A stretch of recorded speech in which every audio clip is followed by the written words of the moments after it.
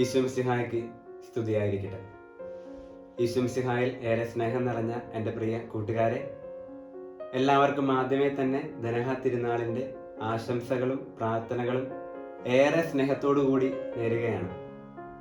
വിശുദ്ധ ലൂക്കായുടെ സുവിശേഷം 4-ാം അധ്യായം 16 മുതൽ 22 വരെയുള്ള തിരുവചനങ്ങളാണ് നമ്മൾ ഇന്ന് വായിച്ചു കേട്ടത്.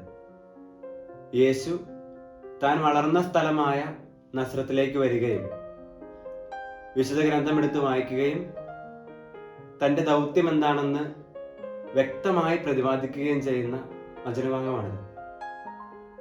ഇതിൽ ആദ്യത്തെ വചനത്തിലേക്ക് 16-ാമത്തെ വചനത്തിലേക്ക് നിങ്ങളുടെ ശ്രദ്ധ തിരിക്കാനായിട്ട് ഞാൻ ആഗ്രഹിക്കുകയാണ്. യേശു താൻ വളർന്ന സ്ഥലമായ നസ്രത്തിലേക്ക് വന്നു. ഈ നസ്രത്ത് എന്ന വാക്കിനെ പറ്റിയാണ് നമ്മൾ ചിന്തിക്കുന്നത്. നസ്രത്ത് നമ്മുടെ ജീവിതത്തിലുമുണ്ട്. നമ്മൾ വളർന്ന ഇടങ്ങൾ, നമ്മൾ വളർന്നുകൊണ്ടിരിക്കുന്ന ഇടങ്ങൾ, നമ്മൾ ആയിരിക്കുന്ന ഇടങ്ങൾ. ഇത് നമ്മുടെ കുടുംബമാകാം, നമ്മുടെ ഇടവകയാകാം, നമ്മുടെ സ്കൂളാകാം, നമ്മുടെ ജോലി സ്ഥലമാകാം. ഇപ്പൊ ഈ നസ്രത്തുകള്, ഈ ഇടങ്ങള് എന്തുമാകട്ടെ, നമ്മളായിരിക്കുന്ന ഇടങ്ങളിൽ ഒരു സുവിശേഷമാകാനായിട്ട് നമുക്ക് സാധിക്കുന്നുണ്ടോ? നമ്മളായിരിക്കുന്ന ഇടങ്ങളിൽ സുവിശേഷം ജീവിക്കുവാനായിട്ട് നമുക്ക് സാധിക്കുന്നുണ്ടോ? നമ്മളായിരിക്കുന്ന ഇടങ്ങളിൽ കൊടുക്കുവാനായിട്ട് ഒരു സുവിശേഷം നമുക്കുണ്ടോ? വിശുദ്ധ കൊച്ചു തെരേസ്യ ഇങ്ങനെ പറയുന്നുണ്ട്: നന്മയുടെ വിത്തുകള് 4 പാട് നിങ്ങൾ വിതറുക. അത് വളരണമോ വേണ്ടയോ എന്ന് തീരുമാനിക്കുന്നത് ദൈവമാണ്.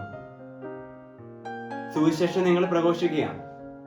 നിങ്ങൾ മറ്റുള്ളവരുടെ മനസ്സിൽ ഇട്ടുകൊടുക്കുന്ന ആ വചനത്തിന്റെ വിത്തുകൾ, അത് വളർത്തണമോ വേണ്ടയോ, അതിനെ ജയിപ്പിക്കണമോ വേണ്ടയോ എന്ന് തീരുമാനിക്കേണ്ടത് ദൈവമാണ്. ഈ അടുത്ത് കേട്ട ഒരു ചിന്ത എങ്ങനെയാണ്: ക്രിസ്തു ആരെന്ന് നിങ്ങൾ പ്രഘോഷിക്കേണ്ട, പകരം നിങ്ങളുടെ ജീവിതം കണ്ട് ക്രിസ്തു ആരെന്ന് മറ്റുള്ളവർ നിങ്ങളോട് ചോദിക്കത്തക്ക വിധം ജീവിക്കുക. രണ്ടാമത്തെ ചിന്തയിലേക്ക് നമ്മൾ കടക്കുകയാണ്. ഈശോയ്ക്ക് ഒരു വ്യക്തതയുണ്ട് തന്റെ ദൗത്യം എന്താണ് എന്നതിനെ കുറിച്ച്. ഈശോ പറയാണ്: കർത്താവിന്റെ ആത്മാവ് എന്റെ മേലുണ്ട്, ദരിദ്രരോട് സുവിശേഷം പ്രസംഗിക്കാൻ അവിടെ തന്നെ അയച്ചിരിക്കുന്നു.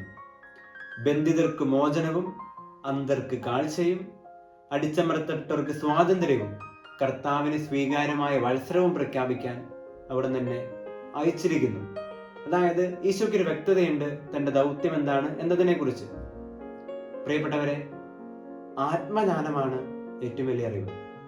ആത്മജ്ഞാനമാണ് ഏറ്റവും വലിയ അറിവ്. ഒരുപാട് കാര്യങ്ങൾ ദൈവത്തിന് വേണ്ടി ചെയ്യണമെന്ന ആഗ്രഹമുണ്ട് എന്നതിലല്ല, ദൈവം ആഗ്രഹിക്കുന്ന കാര്യങ്ങൾ ചെയ്യണം എന്നതിലാണ് കാര്യം. ഒരുപാട് കാര്യങ്ങൾ ദൈവത്തിന് വേണ്ടി ചെയ്യണം എന്നതിലല്ല, ദൈവത്തിന് എന്നിലൂടെ എന്തൊക്കെയോ ചെയ്യാനുണ്ട് എന്ന് തിരിച്ചറിയുന്നതിലാണ് കാര്യം. എല്ലാവരും ഒന്ന് കണ്ണടച്ചേ. നമ്മളൊന്ന് ചിന്തിക്കാൻ പോവാണ്. നമ്മളിപ്പോ എന്താണ് ശരിക്കും ആയിരിക്കുന്നത്? നമ്മൾ എന്താണ് ശരിക്കും ആകേണ്ടിയിരുന്നത്? നമ്മളിപ്പോ എന്താണ് ആയിരിക്കുന്നത്? നമ്മൾ ശരിക്കും എന്താണ് ആകേണ്ടിയിരുന്നത്? നിങ്ങൾക്ക് വ്യത്യാസം തോന്നുന്നുണ്ടോ? വ്യത്യാസം തോന്നുന്നുണ്ട് എങ്കിൽ നിങ്ങളുടെ ജീവിതത്തിൽ മാറ്റം വരുത്താനായിട്ട് പറ്റിയ സമയമാണത്. കാരണം ഇതൊരു പുതിയ വർഷമാണ്. അപ്പോൾ ഒരു പുതിയ തുടക്കം നിങ്ങൾക്ക് ഉണ്ടാകട്ടെ, നിങ്ങളുടെ ജീവിതത്തിൽ ഉണ്ടാകട്ടെ. ഇനി ദൈവത്തിന് നമ്മെക്കുറിച്ചുള്ള പദ്ധതികൾ മനസ്സിലാക്കാനായിട്ട് നമുക്കിതുവരെ സാധിച്ചിട്ടില്ല എങ്കിൽ ഒരു എളുപ്പവഴി അതിനുണ്ട്. സങ്കീർത്തന പുസ്തകം 119-ാം അധ്യായം 105-ാം തിരുവചനം. വചനം എങ്ങനെയാണ്: അങ്ങയുടെ വചനം എൻ്റെ പാദങ്ങൾക്ക് വിളക്കും വഴികളിൽ പ്രകാശവുമാണ്. അങ്ങയുടെ വചനം എൻ്റെ പാദങ്ങൾക്ക് വിളക്കും വഴികളിൽ പ്രകാശവുമാണ്. നമ്മുടെ ജീവിതത്തിൽ ഒരു സംഘർഷം വരുമ്പോൾ, തീരുമാനമെടുക്കാൻ പറ്റാത്ത അവസ്ഥകൾ വരുമ്പോൾ, പ്രിയപ്പെട്ടവരെ, നിങ്ങൾ വചനം വായിക്കണം. വചനം നിങ്ങൾക്ക് ഉത്തരം തരും. വചനത്തെ നമ്മൾ ഡെയിലി ബ്രെഡ് എന്നാണ് വിളിക്കുന്നത്.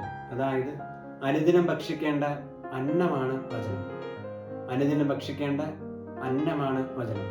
It's not a piece of cake for special occasions. It's not a piece of cake for special occasions. അനുദിനം ഭക്ഷിക്കേണ്ട അന്നമാണ് വചനം. അവസാനിപ്പിക്കുകയാണ്. ധനഹ എന്ന വാക്കിന്റെ അർത്ഥം പ്രത്യക്ഷീകരണം, വെളിപ്പെടുത്തൽ എന്നൊക്കെയാണ്. അപ്പൊ നമുക്ക് ദൈവത്തോട് പ്രാർത്ഥിക്കാം. ദൈവമേ, എന്നെക്കുറിച്ചുള്ള നിന്റെ പദ്ധതികൾ എന്താണെന്ന് എനിക്ക് വെളിപ്പെടുത്തി തരണമേ. എന്നെക്കുറിച്ചുള്ള നിന്റെ പദ്ധതികൾ എന്താണെന്ന് എനിക്ക് വെളിപ്പെടുത്തി തരണമേ. പിതാവിൻ്റെയും പുത്രൻ്റെയും പരിശുദ്ധാത്മാവിൻ്റെയും നാമത്തിൽ ആമേൻ.